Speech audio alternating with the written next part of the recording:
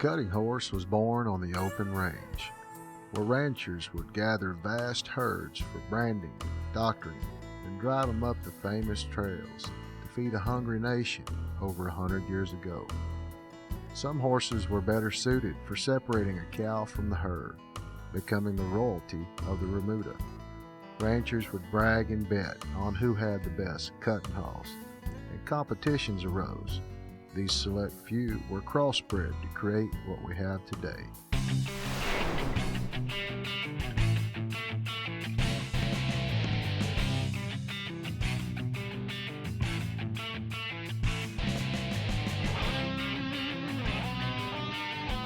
Howdy folks, Kenny Emi here for the Weekend Cutter. Come join us as we travel from coast to coast and visit top cutting horse trainers as they prepare their students to compete in the Western industry's most exciting equine sport. So sit back, relax, and you'll learn what it takes to become a top weekend cutter.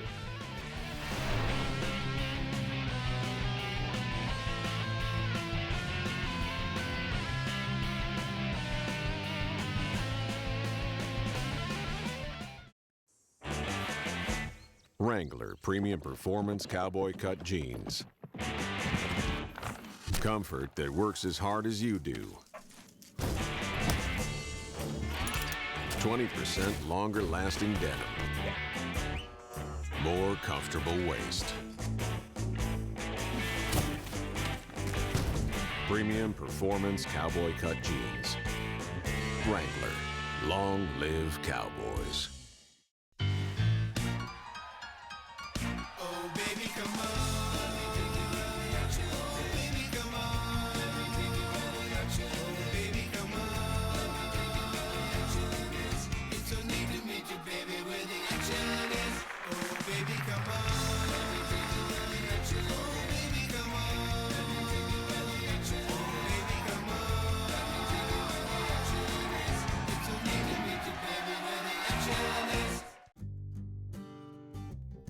Whether your horse is a competitor in the show pen, your right hand on the farm, or a retiree, a long, healthy life awaits him.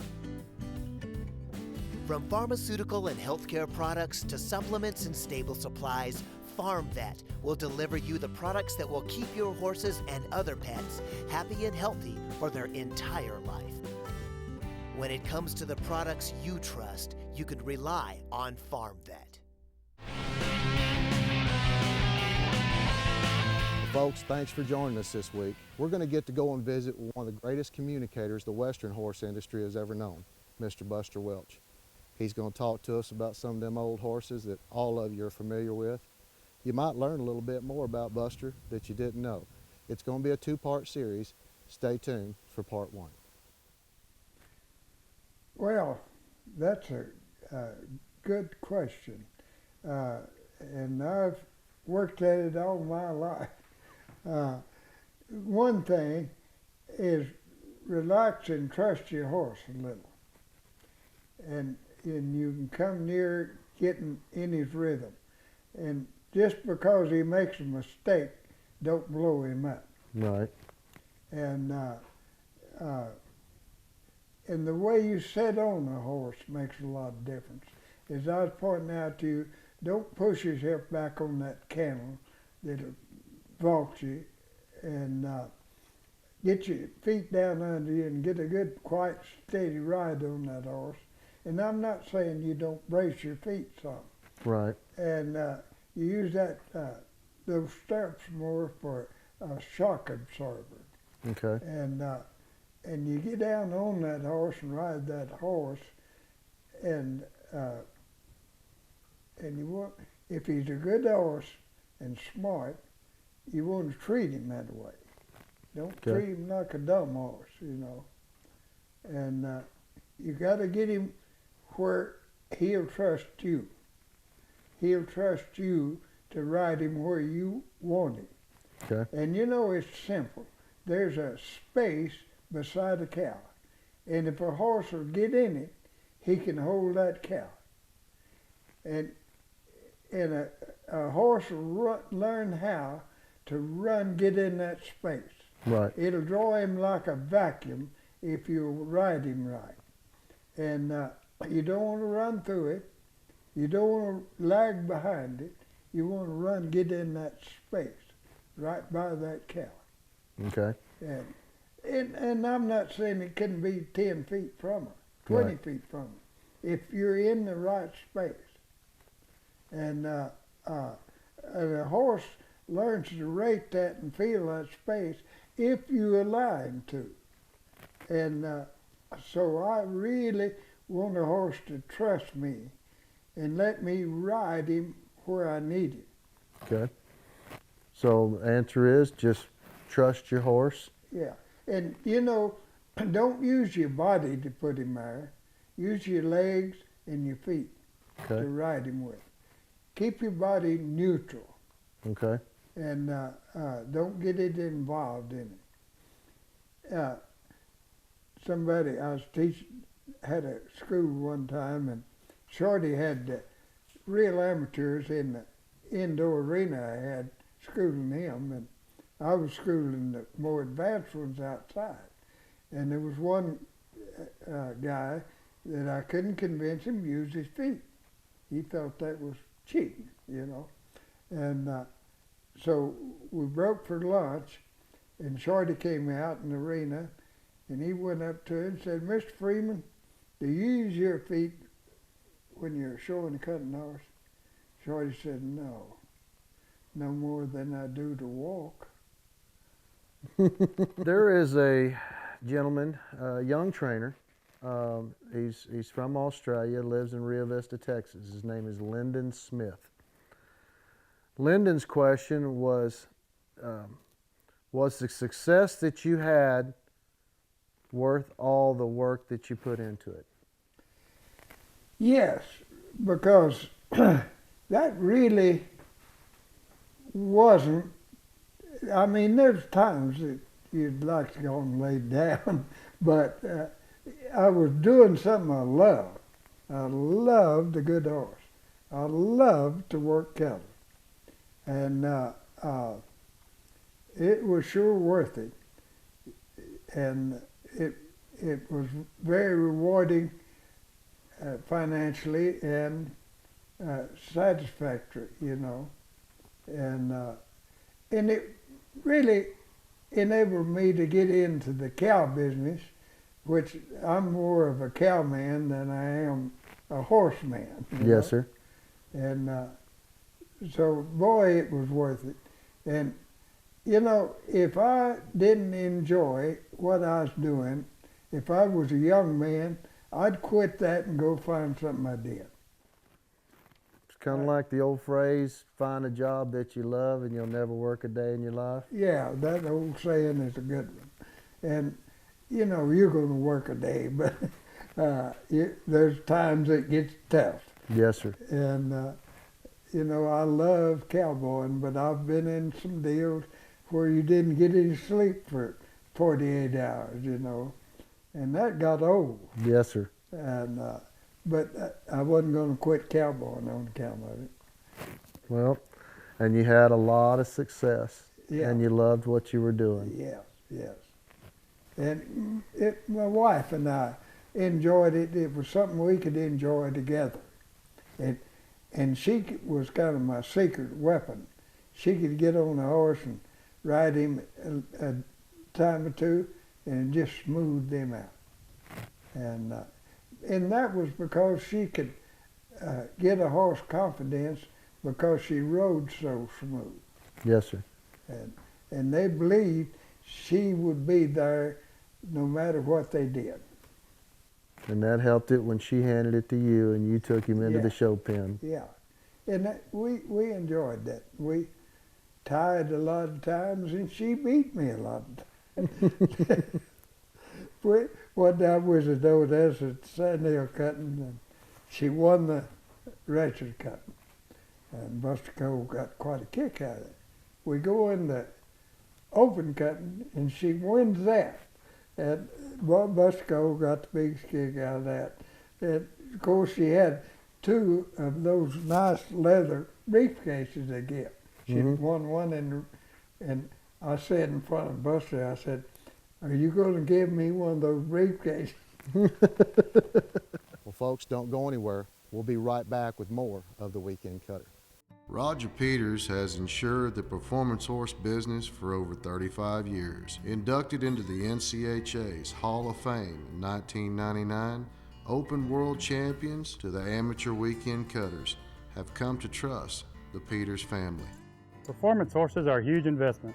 Protect your investment with Roger Peters Livestock Insurers. I do.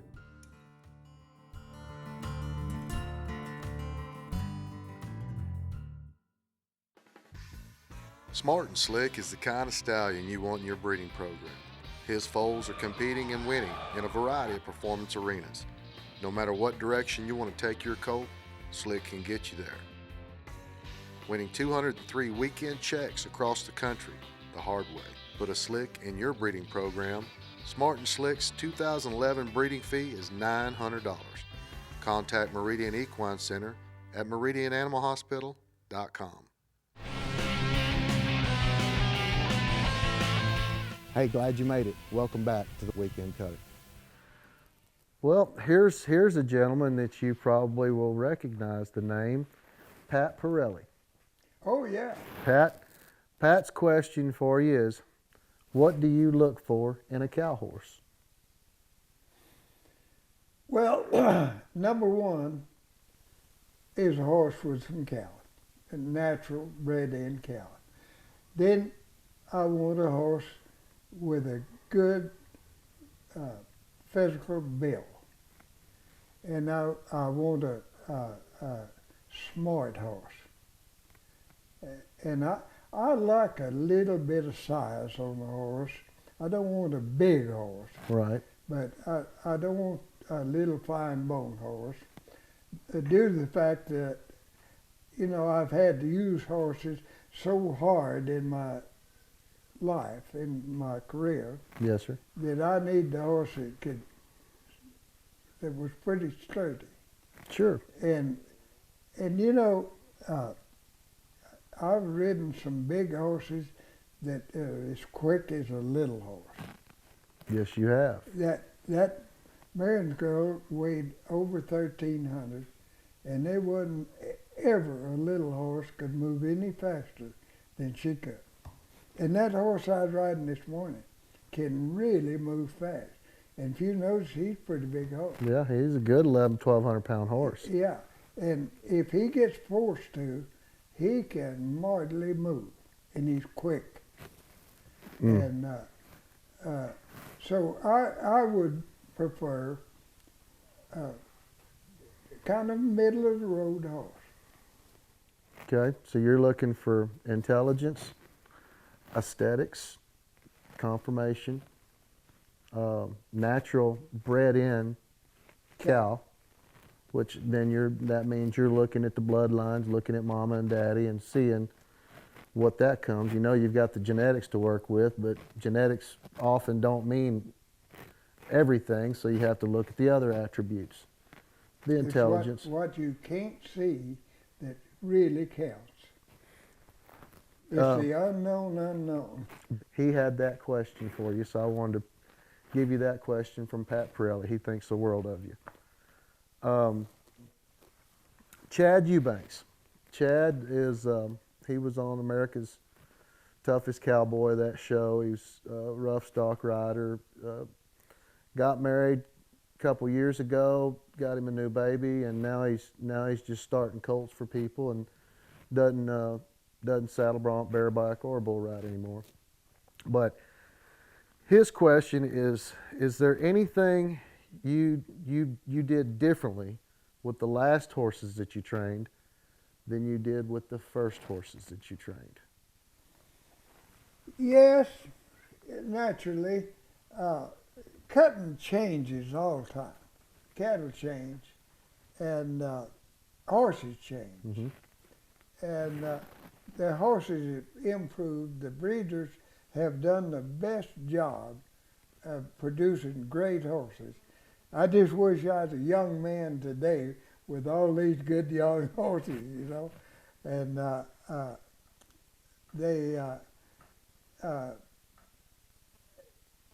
you had to go at the general public horse a little different. all along. And the smarter a horse gets and the more cow he gets, the easier it is to make mistakes on. Okay. And they couldn't, used to those, I'll say, not as bright horses. You could make a lot of mistakes and it didn't impress them too much. Yeah, I do that with horses I have now. I do have that with horses I have now. So with the question he had, did you train the horses? I think I did a better job of training Mary's Girl than I did any horse for a long time. And that was right there in the beginning, in the early 50s when you started training on her. Yes, and she was smart and she was cowy. But I didn't know, and nobody else did, all that training methods, you know. So I kept it simple. And it really worked. If you stop to think about it, if you can ride a horse to that spot and he stops straight and turns right, the ends is all you got to handle. Because that middle is just ends shortened down. Yes, sir. And it's real simple. And I'd worked for Foy and Lyndon Proctor, and Foy was a natural hand, a horseback. And he never, his horses all stopped straight and turned. And I got that when I was 14 years old. And practiced it off and on all of my life, you know. So you just, same thing that you've said to me when we're horseback, keep it simple, Yes. is the same thing that you used when you were a teenager and coming up and getting ready to win the world on Marion's Girl. Yes. Just, if you got good ends, you're going to have good middles. Well, folks, don't go anywhere. We'll be right back with more of the Weekend Cutter. When you feed a Purina product, you're definitely going to see a difference. The work that we do here at the farm really contributes to horses overall. No one else invests the time and energy and effort like this research farm and the horses we have here. They're just, you know, a spectacular animal. Stay tuned. We're busy here and we got a lot more work to do. See the Purina difference. Take the 60-day challenge and save on Purina feed. Sign up at purinadifference.com. Saddles are a very important element in a cutting pen. You know, the way we build our saddles, they're all hand cut, they're hand fit.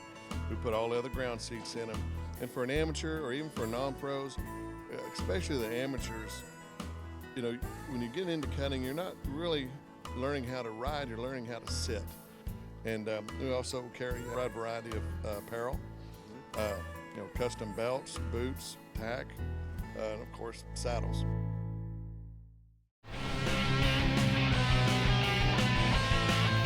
Hey, glad you made it. Welcome back to the Weekend Cutter. Mike Wood, open guy from Scottsdale, Arizona. And this kind of touches right along with the same last one. What was it like riding Little Peppy in that famous picture out of a herd of San Gertrudis out in the pasture and cutting one of them San Gertrudis cows? You talk about that picture right there. Yep, that's your famous Little Peppy picture. What was that? What was the feeling when that was happening? Well, of course, that probably is the pinnacle of enjoyment. Boy, I loved a horse that could stop straight like that and had that split second, what I call hang time. Mm-hmm. And let that cow do what she's going to do before he moves.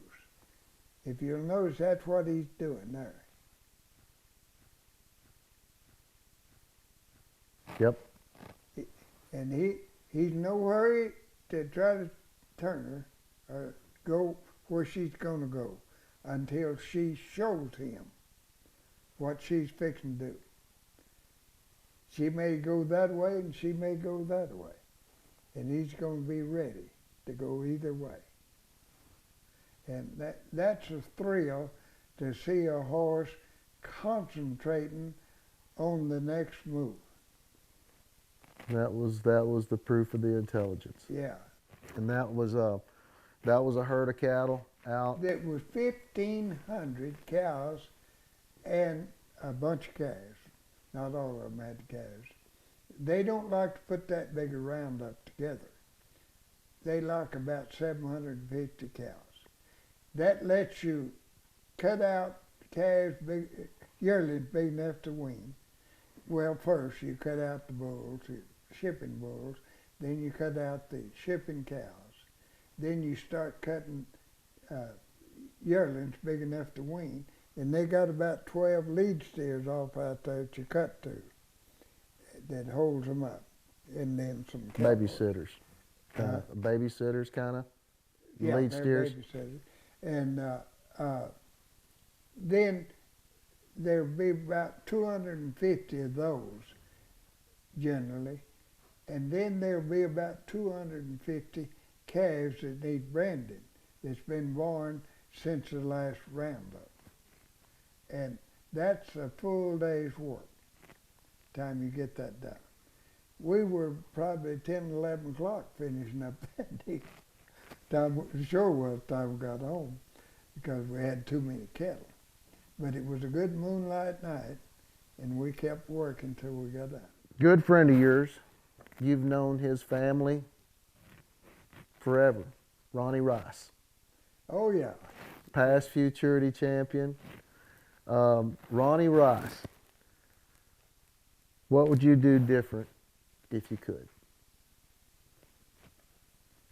About training He did. Different. What would you have talking about? You've got an illustrious career with these horses, with training, with being noted as one of the greatest communicators that ever came through the Western horse world. There's so many things that you've done.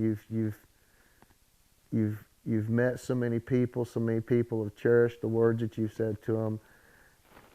Your whole life, what would you do different if you could?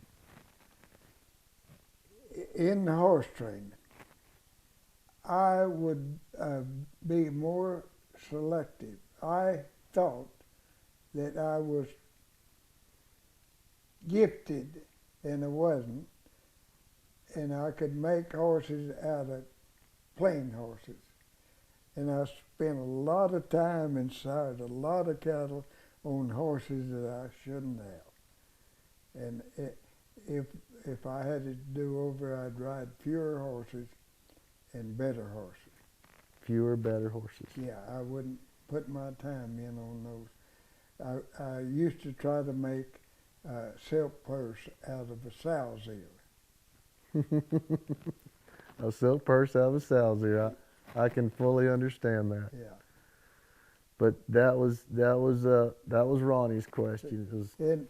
And the other, I've made so many mistakes, I couldn't start. The good Lord is a good care of. Well, you've just done so many things, and I'd have to come out here and spend all summer with you just to be able to fill up a 4 or 5 hour show, much less a 30-minute program. But I was just tickled that Ronnie Rice, he's a good friend, and yes, and he is a good horseman. Whew, he's a good horseman, and comes from a long line. Yes, sir. And good that's cow what man. I love is a cowboy doing well in this horse business, and he'll keep the heritage of the cutting horse alive. I believe he will, and he's done a great job of passing that on. Yes, yes. To the younger Rices and then the younger generation. Yes, yes. Big family of lot of successful people in the Rice family. Well, folks, I hope you enjoyed that show with Buster Welch. He's a unique individual. I could listen to him for days. Be sure and join us next week for part 2 of the Buster Welch series.